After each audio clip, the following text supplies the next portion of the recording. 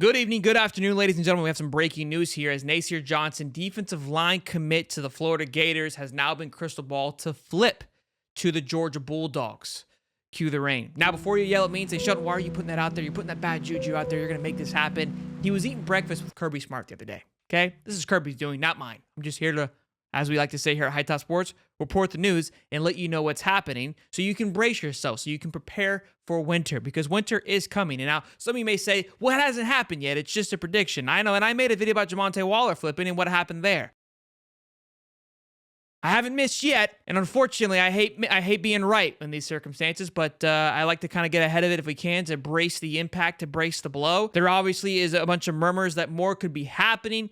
That doesn't mean we can't flip anybody else, but right now it's dark. There is not seen to be too much light at the end of the tunnel. And I know you guys are gonna come on here and say, Sheldon, I told you. I said not till they sign the dotted line. You were right. You need to leave. Taking a gut punch here. Okay, it kills me to say it, but you were right. They've got to follow through with it, and we understood this. Flips happen. It was always anticipated. It just, the timing right now just seems like it's not a good possible timing. And Georgia, they need some more commits. I think they're having kind of a weak class to the Georgia standard. So honestly, good for them for landing another 4-star defensive line, top 150 player in the country. It's always great for those to get one more to the mix. But that's a joke, boy. You missed it. Went right past you. You gotta keep on your toes. Toes. Gator Nation's gonna absolutely lose a cannon on this one as we drop again. This more than likely will take us from top 4 to beneath Alabama, under number 5. Again, with Jimbo Fisher departing out of Texas A&M, though, that's going to open up the door, hopefully, for some recruits. Obviously, Cam Coleman, he's a 5-star wide receiver. He's sent a visit in December for an official visit. Dylan Evans, somebody we've been constantly in talks with. Maybe that door might get opened up a little bit more, so that would place a defensive lineman that we're losing. LJ McCray, he's tweeted out Gators. Fletcher Westfall's tweeted out Gators. So some of these guys that are, they're still making kind of calming the crowd a little bit that, hey, everything's going to be okay. But look, you've got guys that are on the side of the table, like we've said before, of this civil war. This is going to give them more ammo, right? Because this is the one leg that the Billy supporters, the Sunshine Pumpers, the Disney Gators have been leaning towards, is the fact that his recruiting class has been a top-tier class. That 291 number is what we're looking for to have a top recruiting class in the past decade.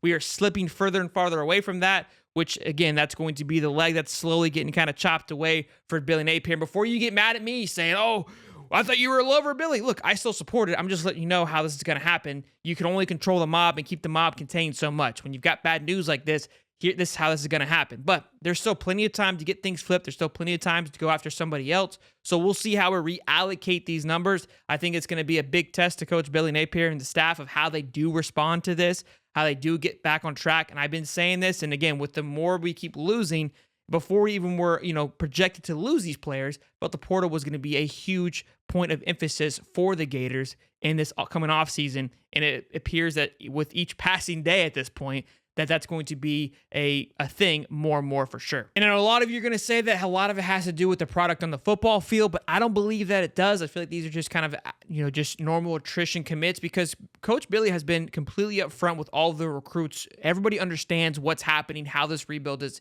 being processed. So I don't think the recruits are completely shocked with what's being done on the football field and making their decision off that. I do believe other schools are heavily going after these recruits, and it's just us losing a recruiting battle, which is a factor in itself. And even today in the press conference, Coach Billy kind of talked about, look, I expect attrition. It's much harder than in years past with NIL. He goes, in years past, you may have 6 guys leave, but now I would expect you double that. He goes, I wish we could sign them to contracts to stay for 4 to 5 years, but we can't do that. So look, it's a new world that we're living in. It's a new way to navigate. And I know some of you are going to say, well, this guy can do it and this guy can do it.